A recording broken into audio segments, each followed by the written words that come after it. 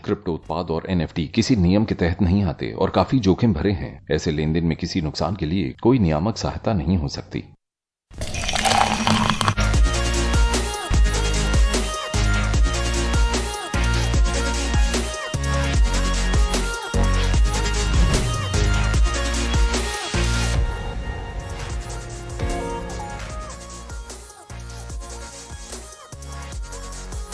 नमस्कार, शो का नाम है कॉफी एंड क्रिप्टो। मेरा नाम है अरुण सिंह, बहुत बहुत स्वागत है। और क्रिप्टो करेंसी की जो मार्केट है वो कभी ठंडी होती है और कभी कभी उसमें आग लगी होती है। और वहीं इस मार्केट में, इस वर्ल्ड में बर्न वाली एक स्ट्रैटेजी भी है जिसे कॉइन बर्निंग कहते हैं और इसे कंबाइन किया जाता है बायबैक के साथ। वो क्या है आज हम वही समझेंगे, लेकिन उससे पहले इस हफ्ते की बड़ी स्टोरी से शुरुआत करते हैं। क्रिप्टो करेंसी खरीद के लिए रुपए डिपॉजिट को मेजर एक्सचेंजेस जो है, बड़े भारतीय क्रिप्टो एक्सचेंजेस जो है, उन्होंने हटा दिया है। यानी यूपीआई इस्तेमाल नहीं हो पा रहा इन मेजर एक्सचेंजेस पर। यह निर्णय national payment corporation of India के उस बयान के बाद आया है जिसमें उन्होंने कहा था कि उन्हें जानकारी नहीं है कि कोई भी क्रिप्टो एक्सचेंज यूपीआई फ्रेमवर्क का इस्तेमाल कर रहा है। बढ़ते अगली खबर की तरफ, बड़ी इंटरेस्टिंग है, इसमें बहुत सारी फिगर्स हैं और ये ट्विटर जो आजकल काफी चर्चा में, उससे जुड़ी हुई खबर है। ट्विटर फाउंडर के एनएफटी के लिए सबसे ज्यादा बोली सिर्फ $280 की लगी। मामला क्या है?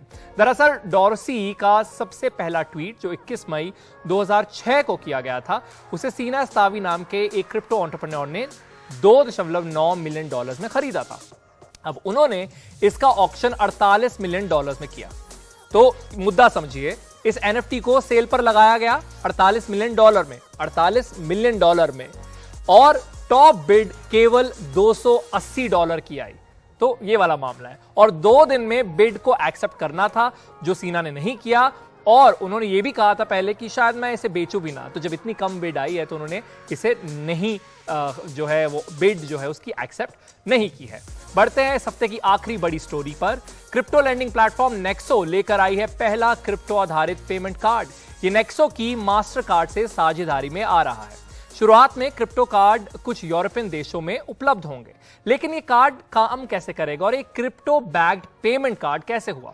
तो कार्ड लोगों को बिना डिजिटल एसेट बेचे खर्च की सुविधा देगा। यानी अगर आप शॉपिंग करना चाहते हैं, कुछ चीज खरीदना चाहते हैं, तो उसके लिए आपको डिजिटल एसेट को बेचना नहीं होगा, बल्कि जो आपका डिजिटल एसेट है उसे गिरवी रखकर आपको पैसा मिलेगा। उसे कोलैटरल की तरह जो है वो डील किया जाएगा। ये डिजिटल एसेट समझ लीजिए बिटकॉइन भी हो सकता है। आपके पास बिटकॉइन है, उसे एक कोलैटरल रखा, यानी उसे गिरवी रखा और उसके बदले में आपको पेमेंट मिल गई और आपने कार्ड से उस पेमेंट का इस्तेमाल कर लिया। नेक्सो मास्टर कार्ड ने लॉन्च ये किया है और ये पहला क्रिप्टो आधारित पेमेंट कार्ड है।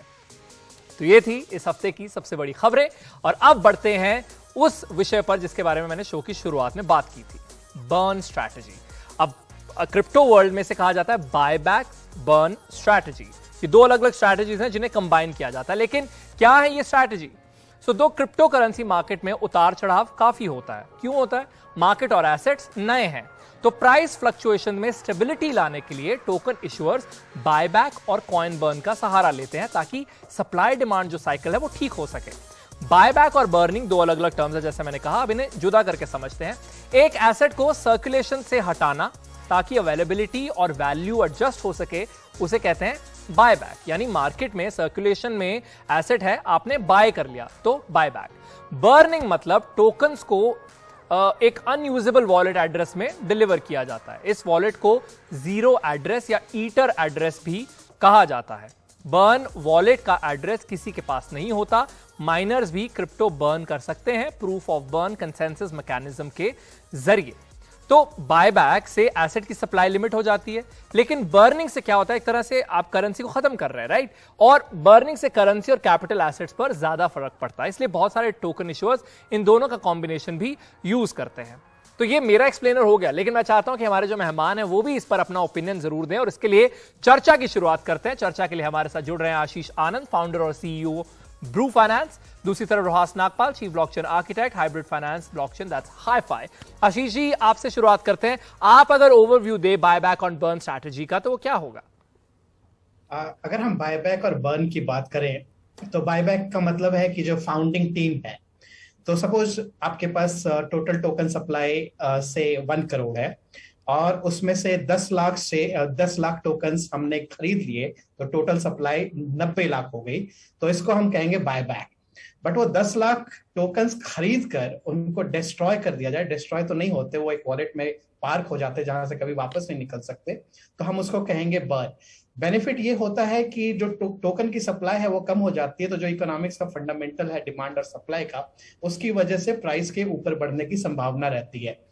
इक्विटी मार्केट में भी कंपनियां ये तरीका अपनाती हैं, जैसे जिस अपना शेयर बायबैक कर लेती है, शेयर के नंबर्स कम हो जाते हैं और प्राइसेस ऊपर चढ़ जाती है, तो ये है बायबैक। और इसका ही एक एडवांस रूप है बर्न, कि कभी आगे चल के वो टोकन्स वापस मार्केट में नहीं आएंगे।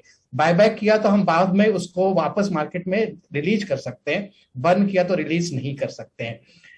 यही डिफरेंस इन दोनों के बीच में। जी। तो बर्न कॉइन वाली स्ट्रैटेजी का मतलब यही है कि वो कमान से निकला वो तीर है जो वापस कभी नहीं आता है, मतलब एक तरह से खत्म नहीं होता है कभी, बट वो एक ऐसे एड्रेस में जाता है जहां से वो वापस आ नहीं सकता। रोहास, आपका क्विक ओवरव्यू क्या होगा? हाँ जी, एकदम सही है। तो जैसे स्टॉक मार्केट में कंपनी अपने शेयर वापस ले लेती है, वैसे ही क्रिप्टो प्रोजेक्ट के पास अगर ज्यादा फंड्स हैं और उसको डिप्लॉय करने के लिए उनको लगता है अभी जरूरत नहीं है, तो वो फंड्स को रखने की बजाय वो अपने टोकन बायबैक करके एक वॉलेट में रख लेते हैं। तो इससे क्योंकि मार्केट में सप्लाई कम हो रही है, तो उसके प्राइसेस बढ़ने के चांसेस होते हैं। इसका बेस्ट एग्जांपल मैं बोलूंगा बाइनेंस कॉइन। जब 2017 में उनका व्हाइट पेपर आया था, तभी उन्होंने बोला था कि हम हर 3 महीने में कुछ कुछ कॉइन बायबैक करते रहेंगे, जब तक कि हमारी 200 मिलियन टोटल जो कॉइन्स है वो 100 मिलियन नहीं हो जाए। और बहुत रेगुलरली बाइनेंस इसको कर रहा है। दूसरी तरफ से इथेरियम ने भी शुरू किया है कि बहुत सारी कॉइन्स वो बर्न करते जा रहे हैं। और जैसे आपने शुरू में बोला था प्रूफ ऑफ बर्न, तो कुछ जो ब्लॉकचेन्स होती हैं जो प्रूफ ऑफ वर्क की बजाय प्रूफ ऑफ बर्न एल्गोरिथम पे चलती है, वहां पे रेगुलरली जो माइनर है उन्हें कुछ कुछ बर्न करना ही पड़ता है। तो बहुत सारी अलग अलग रीजन है ये स्ट्रेटेजी चूज करने के लिए। आशीष जी, क्या इन दोनों स्ट्रैटेजीज का कॉम्बिनेशन जो है वो भी काम आता है, यानी बायबैक भी और बर्न भी? तो अल्टीमेटली अगर हम बर्न करेंगे तो बायबैक तो करना ही पड़ेगा, क्योंकि आप उसको पहले सर्कुलेशन से टोकन को हटाएंगे, फिर आप उसको जो ईथर वॉलेट है उसके अंदर में ट्रांसफर करेंगे। तो बर्न करने के लिए बायबैक करना कंपलसरी है, बायबैक करने के लिए बर्न करना कंपलसरी नहीं है। वो फाउंडिंग टीम्स बायबैक करके रख सकती हैं, अगर उन्हें लगता है कि फ्यूचर में फिर से टोकन रिलीज करना है तो वो रिलीज कर सकते हैं। तो ऑब्वियसली बर्न में तो दोनों का कॉम्बिनेशन जरूरी है। अच्छा, जैसे हमारे दोनों मेहमानों ने कहा है कि स्टॉक मार्केट में भी इसका इस्तेमाल होता है, लेकिन क्रिप्टो की दुनिया में इंटरेस्टिंग बात यह है कि इसमें स्मार्ट कॉन्ट्रैक्ट्स आ जाते हैं। अब स्मार्ट कॉन्ट्रैक्ट ऑटोमेटिकली गारंटी करता है इन्वेस्टर्स को कि अगर करेंसी सकआउट हुई है तो वो सिस्टम में दोबारा एंटर नहीं होगी। तो बहुत बड़ा रोल स्मार्ट कॉन्ट्रैक्ट्स का है रोहास इस पूरी स्ट्रैटेजी में, क्रिप्टो वर्ल्ड में खासतौर पर। जरूर। तो इनफैक्ट जब हम एक स्मार्ट कॉन्ट्रैक्ट क्रिएट करते हैं, तो अगर आप देखें तो जो मैक्सिमम दुनिया के क्रिप्टोज फेमस हैं वो एक्चुअली अपने आप में स्मार्ट कॉन्ट्रैक्ट्स ही हैं। तो जैसे मैं इथेरियम प्रोजेक्ट के ऊपर अगर जाता हूं और उसमें मैं एक स्मार्ट कॉन्ट्रैक्ट बना के अपनी खुद की क्रिप्टो बनाता हूं, तो जब मैं वो कॉन्ट्रैक्ट बना रहा हूं तो वहां पे एक ऑप्शन होती है बर्नेबल। अगर मैंने उस ऑप्शन को टिक किया तो मेरी कॉइन फ्यूचर में बर्नेबल होती है, नहीं तो मैं उसको कभी भी बर्न नहीं कर पाऊंगा। और स्मार्ट कॉन्ट्रैक्ट में इसको एम्बेड करने का बेनिफिट ये है कि आपको पता है ये होने ही वाला है। पर बहुत सारी बाकी जो क्रिप्टोस होती है उसमें फाउंडिंग टीम बोलती है हम मैन्युअली मार्केट से खरीद के बर्न करेंगे जब भी हमें लगा हमारे पास एक्स्ट्रा प्रॉफिट है या प्राइस को हमें कंट्रोल करने की जरूरत है। तो हाँ, जब ये बर्निंग का ऑप्शन स्मार्ट कॉन्ट्रैक्ट में है तो आपको गारंटी है ये होने वाला है। जब मैन्युअल है तो आपको गारंटी नहीं है कि ये होगा या नहीं। तो मैं आपकी बात से सहमत हूं कि हाँ, अगर ये स्मार्ट कॉन्ट्रैक्ट में डाल दिया गया तो बेस्ट होता है। जी, बहुत बहुत शुक्रिया आप दोनों का हमारे साथ जुड़ने के लिए। और इसी के साथ ही ये जो चर्चा है यहां पर खत्म होती है, लेकिन हम अगले सेगमेंट की तरफ बढ़ेंगे जिसका नाम है सवाल जवाब। और इसके लिए हमारे मेहमान है शरद चंद्रा, वीपी रिसर्च और स्ट्रैटेजी अर्थ आईडी। शरद, आपका बहुत बहुत स्वागत है, बहुत शुक्रिया हमारे साथ जुड़ने के लिए। पहला सवाल हम फैजान हुसैनी का ले रहे हैं जो स्टेपन एनएफटी के बारे में बात कर रहे हैं। देखिए, स्टेपन एनएफटी एक ऐसी एनएफटी है जिसमें आपको जितने आप कदम लेते हैं ना उसके लिए आपको रिवॉर्ड किया जाता है। तो एक तरह से फिटनेस रिलेटेड एनएफटी है। इसके बारे में अगर आप थोड़ा डिटेल में बता पाए शरद। तो ये बहुत ही इंटरेस्टिंग प्रोजेक्ट है और ये वेलनेस को ध्यान में रखे ये प्रोजेक्ट किया गया है। तो वेलनेस की तरफ हम देखेंगे तो wellness itself is a $1.5 trillion industry according to McKinsey. McKinsey कहता है कि ये इंडस्ट्री क्लोज टू 10% CAGR की रेट से ग्रो करेगी। और तो इस प्रमाइस पे ये प्रोजेक्ट को बनाया गया है और ये यूजर्स को एम्पावर करता है कि आप जितने स्टेप्स ले रहे हैं, जितनी जॉगिंग कर रहे हैं, जितनी कैलोरीज बर्न कर रहे हैं, उसके कॉरस्पॉन्डिंग आप रिवॉर्ड्स और टोकन्स भी ऑन कर सकते हैं।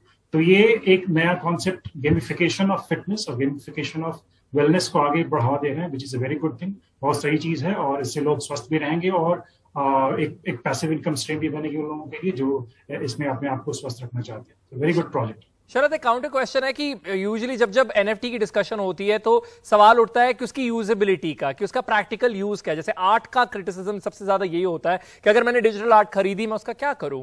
बहुत सारे लोग ये सोचते हैं एनएफटी के संदर्भ में। लेकिन अब अगर इस तरह के एनएफटी आएंगे तो आप उसे बेहतर मानते हैं बाकी एनएफटी जो आर्ट वाली एनएफटी है वैसी एनएफटी से? राइट, क्योंकि इस एनएफटी में फाइनेंशियलाइजेशन है, क्योंकि आप उस एनएफटी के थ्रू कुछ और अर्न कर सकते हैं, राइट, रिवॉर्ड टोकन अर्न कर सकते हैं, उसको स्टेक कर सकते हैं। अगेन दैट्स वेयर गेमिफिकेशन और गेमफाई, गेमिंग और फाइनेंस को ये क्लब कर रहे हैं। तो एनएफटीज के मामले में ये बहुत बड़ी उपलब्धि है, I would say, as far as this project is concern, कि आप एनएफटीज अर्न नहीं कर रहे, आप उसको एक अच्छे यूजर में ला रहे हैं। तो एक एनएफटी प्रोजेक्ट्स की जो लॉन्जेविटी है वो डिपेंड करेगी भाई क्या क्या यूज केसेस उसके आगे भी है apart from holding those tokens. जी जी, हमारे शो में बहुत बार शिबा इनू की चर्चा वापस आ ही जाती है। अगर मैं नहीं करता तो जो हमारे व्यूअर्स हैं वो सवाल जरूर भेज देते हैं। बहुत सारे सवाल हैं शिबा इनू को लेकर। आर्यन पूछ रहे हैं शिबा इनू को होल्ड करके रखें या सेल कर दें, और कमेंट्स ऑन शिबा इनू ये भी कोई सवाल कर रहा है। तो बहुत सारे सवाल और भी आए थे जो शायद अभी डिस्प्ले नहीं होंगे, लेकिन हमने देखे हैं हमारे Q&A में। तो आप बताइए आपके क्या ओपिनियंस हैं, अगर आप पहले छोटा सा इंट्रोडक्शन दे दें शिबा इनू का और उसके बाद आपके क्या ओपिनियंस? सो शिबा इनू एक one of the most prominent meme coin है। डोज, इसे डोज कॉइन किलर भी कहा जाता है। तो अगर शिबा इनू के रिसेंट डेवलपमेंट्स को देखें तो शिबा इनू में एक शिबवर्स लॉन्च हुआ है, न्यू मेटावर्स, और उसकी बिल्डिंग शुरू हो गई है। तो इस मेटावर्स से शिबा टोकन इकोसिस्टम की यूटिलिटी भी बढ़ेगी, अडॉप्शन भी बढ़ेगी। So that is one important aspect की प्राइसेस भी आगे बढ़ सकते हैं। और अगर हम टोकन की सर्कुलेशन देखें तो वो लगातार घटते जा रहे हैं, और 3-4 बर्न इवेंट्स प्लान है। जैसे रोहास ने बताया कि बर्निंग क्या होती है, आप टोकन प्राइसेस को कंट्रोल करने के लिए भी बर्न इवेंट्स प्लान करते हैं। तो ऐसा माना जा रहा है कि close to 4.4 billion Shib tokens burn किए जाएंगे। तो टोकन्स की सर्कुलेशन कम होने वाले हैं, उसकी वजह से प्राइसेस भी बढ़ेंगे। तो मेरा मानना यह है कि इन टोकन्स को होल्ड करने में भलाई है, आगे प्राइसेस बढ़ने वाले हैं। अच्छा, फनेंद्र का सवाल है कि कौन से वो फैक्टर्स हैं जिनका ध्यान रखना चाहिए क्रिप्टो कॉइन खरीदने से पहले। बहुत बड़ा क्वेश्चन है और इसका आंसर बहुत लंबा भी हो सकता है, लेकिन आप बेस्ट आंसर जो भी दे सकते हैं ब्रीफ में वो आप दे सकते हैं। श्योर। तो मैं ये हमेशा ये कहता हूँ कि आप टीम को देखें, कौन सी टीम इस प्रोजेक्ट के पीछे है और वो किस यूज केस में बना रहे हैं। जैसे स्टेफन की बात करें तो वो फिटनेस और गेमिफिकेशन की बात कर रहे हैं, जो एक उभरता हुआ ट्रेंड है।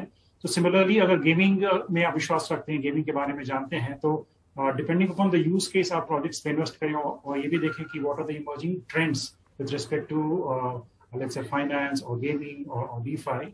उसके अकॉर्डिंग प्रोजेक्ट्स को चूज करना चाहिए, व्हाइट पेपर को पढ़ना चाहिए, उनकी टोकन स्ट्रैटेजी क्या है, टोकन इकोनॉमिक्स क्या है।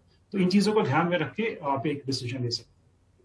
जी, आतिफ का सवाल है लॉस में कितना टैक्स देना होगा, और ऑफ कोर्स ये बात कर रहे हैं नए टैक्स रिजीम की, जिसमें सरकार ने घोषणा की कि जो नया फाइनेंशियल ईयर है जो इस वक्त चल रहा है उसमें 30% का टैक्स आपको प्रॉफिट पे देना होगा। तो उसको लेकर भी बहुत सारे सवाल आते हैं हमारे पास, और आतिफ का ये सवाल है कि लॉस में कितना टैक्स देना होगा।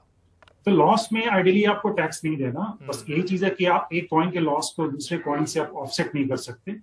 ये एक इंपॉर्टेंट एस्पेक्ट है। आपको टैक्स से प्रॉफिट पे देना है, और कॉस्ट ऑफ एक्विजिशन से आप ज्यादा प्राइस पे आपके एसेट्स हैं, then only you make profit, और आपको उसी के अकॉर्डिंग 30% टैक्स देना है। लॉस पे आपको टैक्स नहीं देना। जी, बहुत बहुत शुक्रिया शरद हमारे साथ जुड़ने के लिए। और इसी तरह हमारे साथ हर हफ्ते बहुत सारे मेहमान जुड़ते हैं जो हमें जानकारी देते हैं नई नई चीजों के बारे में, और ऐसी नई नई जानकारी जो है कुछ एप्स भी देती हैं जिन्हें क्रिप्टो टूल्स कहा जाता है। क्या होती हैं ये एप्स और कौन सी एप्स आज हम डिस्कस कर रहे हैं वो जानने के लिए एक छोटे से ब्रेक का इंतजार कीजिए। उसके बाद मिलते हैं और बात करेंगे क्रिप्टो टूल्स की।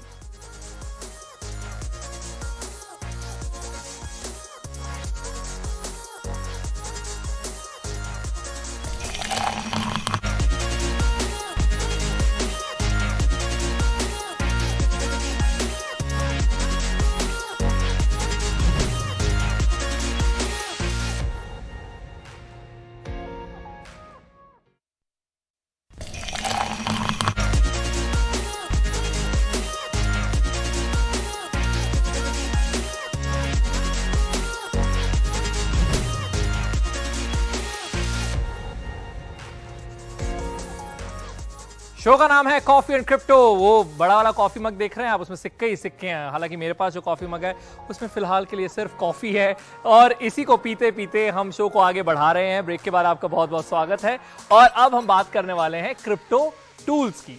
क्रिप्टो टूल्स मदद करते हैं आपको ट्रेडिंग में या फिर और भी बहुत सारी चार्ट्स या ग्राफ या एवरेज जैसी चीजें जो हैं ये क्रिप्टो टूल्स ऑफर करते हैं। सबसे पहले इन्हें समझ लेते हैं है क्या।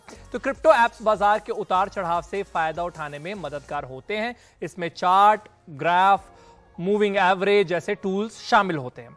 क्रिप्टो टूल्स को यूजर फ्रेंडली डिजाइन किया जाता है क्योंकि एक आम जो ट्रेडर है, एक आम यूजर है, वो डेटा को सरल तरीके से समझना चाहता है और बहुत सारे टूल्स उसमें मदद करते हैं। कई टूल्स ऐसे भी होते हैं जो एंट्री और एग्जिट पॉइंट तय करने में मदद करते हैं। अब ये कई अलग अलग तरीके का जो डेटा है उसको आधार बनाते हैं। टूल्स बेहतर ट्रेड और फायदा कमाने में मदद करते हैं। वहीं कीमतों पर नजर, बाजार का रुख, सुरक्षित ज्यादा रिटर्न वाले ट्रेड की परख भी कई टूल्स करते हैं। आज हम 3 टूल्स को डिस्कस करने वाले हैं और हमारे साथ हमारे मेहमान रोहास नागपाल एक बार फिर से जुड़ रहे हैं। 3 टूल्स कौन से हैं एक एक करके शुरुआत करते हैं। सबसे पहले रोहास जी शुरुआत करते हैं लूनर क्रश के साथ। ये एक ऐसा प्लेटफॉर्म है जो इंटीग्रेट करता है सोशल मीडिया को क्रिप्टो करेंसी के साथ, एक ब्रिज बनाता है। अगर इसके बारे में सबसे पहले आप चर्चा करें। जरूर। तो लूनर क्रश जो है वो अलग अलग सोशल मीडिया प्लेटफॉर्म्स में जाता है कि जैसे डिस्कॉर्ड, ट्विटर, लिंक्डइन, फेसबुक, और वहां से वो देखता है कि लोग क्या बातें कर रहे हैं, बुलिश हैं, बेरिश हैं, किस क्रिप्टो के बारे में क्या चल रहा है। हजारों क्रिप्टोज के बारे में और बहुत सारे टॉप एक्सचेंजेस के बारे में वो पूरा ये डेटा लेता है। फिर वो देखता है कि जो इन्फ्लुएंसर है, सोशल मीडिया इन्फ्लुएंसर या क्रिप्टो इन्फ्लुएंसर, वो क्या बोल रहे हैं। वो सारा डेटा को लेके उसके फिर आपको सिंपल वो पॉइंट्स बना के देता है। तो आपको समझ में आ रहा है कि मार्केट में अभी क्या हालचाल चल रहा है, लोग क्या सोच रहे हैं, और वो हिसाब से आप खरीदने और बेचने की डिसीजन ले सकते हैं। एक एग्जांपल लेते हैं, जब बीच में कुछ महीने पहले एक रूमर था कि इंडिया में क्रिप्टो बैन होने वाला है और अचानक हमने देखा जो यूएसडीटी की वैल्यू थी वो एकदम गिर गई, बट यूएस डॉलर तो गिरा नहीं था रूपी के अगेंस्ट। तो बहुत लोगों ने उसमें बहुत प्रॉफिट बना लिया। तो क्योंकि सोशल मीडिया इतना इंपॉर्टेंट है क्रिप्टो के लिए, हमें उसके ऊपर रेगुलरली चेक करना बहुत जरूरी है।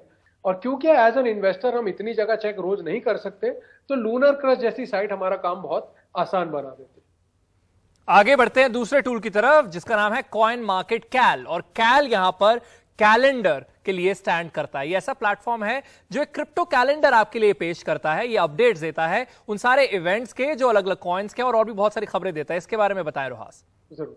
तो जो क्रिप्टो की दुनिया है उसमें बहुत सारे ऐसे इवेंट होते हैं जिसके बारे में हमको जानना जरूरी है क्योंकि वो इवेंट प्राइस को इंपैक्ट करते हैं। तो जैसे कि किसी क्रिप्टो प्रोजेक्ट का मेननेट लॉन्च होने वाला है, या कोई क्रिप्टो एक नए एक्सचेंज पे लिस्ट होने वाली है, या जैसे हम पहले बात कर रहे थे कोई क्रिप्टो का बर्न होने वाला है, या प्राइवेट सेल हो रहा है किसी एनएफटी का, या किसी का नेटवर्क अपग्रेड हो रहा है, या कोई क्रिप्टो प्रोजेक्ट के जो टीम है वो एक आस्क मी एनीथिंग या एएमए सेशन करने वाले हैं।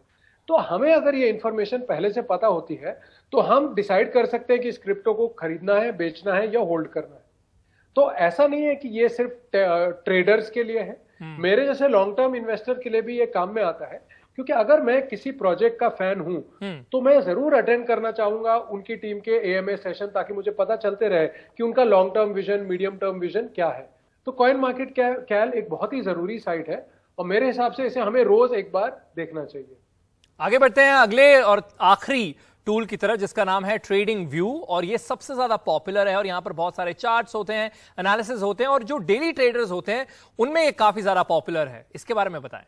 जरूर। तो कॉइन, ये जो ट्रेडिंग व्यू जैसी प्लेटफॉर्म है ये मेरे जैसे इन्वेस्टर के लिए नहीं है जो फंडामेंटल एनालिसिस में ज्यादा बिलीव करता है। पर अगर आप ट्रेडर हैं तो आपको टेक्निकल एनालिसिस बहुत जरूरी है, क्योंकि कभी कभी जब आप मॉनिटर करते हैं किसी कॉइन के प्राइस ग्राफ को तो आप देख सकते हैं कि अच्छा ये अभी ओवरसोल्ड में है या ओवरबॉट में चला गया है।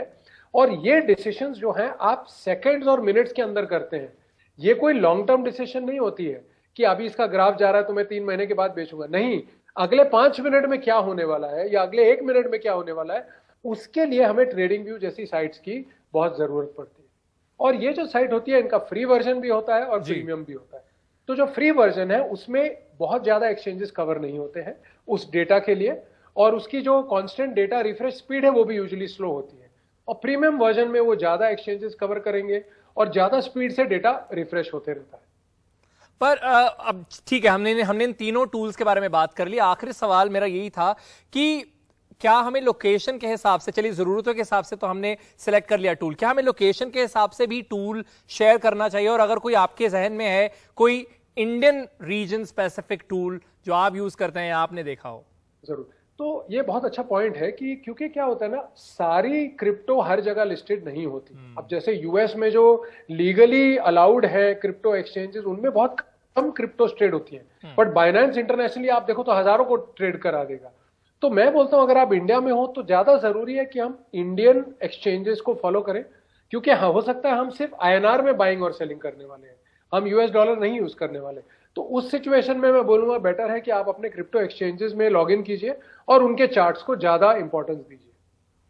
जी, बहुत बहुत शुक्रिया रोहास हमारे साथ जुड़ने के लिए। और इसी के साथ ही ये शो फिलहाल यहाँ पर खत्म होता है, लेकिन अगर आपका कोई सुझाव है या सवाल है तो वो आप हमें सोशल मीडिया पर भेज सकते हैं। मेरा नाम है अरुण सिंह और आप एनडीटीवी इंडिया को भी टैग कर सकते हैं। अपने क्वेश्चंस को आप रिकॉर्ड करके भी भेज सकते हैं और हम उन्हें इन एपिसोड्स में शामिल जरूर करेंगे। फिलहाल मेरी तरफ से अलविदा।